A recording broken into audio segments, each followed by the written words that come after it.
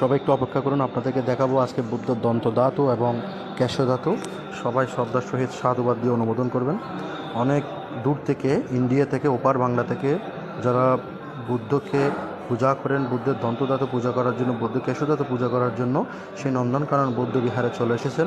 দেখতে পাচ্ছেন খুব সুন্দরভাবে সেই বুদ্ধের দন্তধাতু এবং কেশধাতুগুলো বের করছেন। তারা সেগুলোকে পূজা করবেন।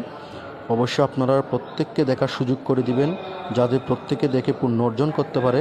বুদ্ধের সে তথাগত ২,৫০০ বছর পূর্বে সে দন্তধাতু এবং কেশধাতু এখানে সংরক্ষিত রয়েছেন।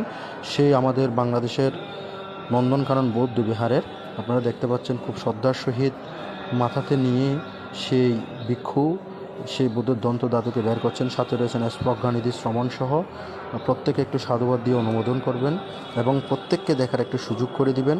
আপনারা এতক্ষণ পর্যন্ত যে ভিডিওটা দেখেছেন, সবাই পুণ্য অর্জন করার জন্য সবাইকে অসংখ্য অসংখ্য ধন্যবাদ। সবাইকে ছড়িয়ে দিয়ে আরও বাকিদের যাতে পুণ্য অর্জন করতে পারে, সবাই যাতে দেখতে পারে, যারা যে বুদ্ধের দন্তধাতু দেখে নাই, যারা বুদ্ধের কেশধাতু দেখে নাই, সেই ২,৫০০ বছর পূর্বে আজকে এসে সেই বুদ্ধের দন্তধাতু এবং কেশধাতু দেখার সুযোগ হয়েছে।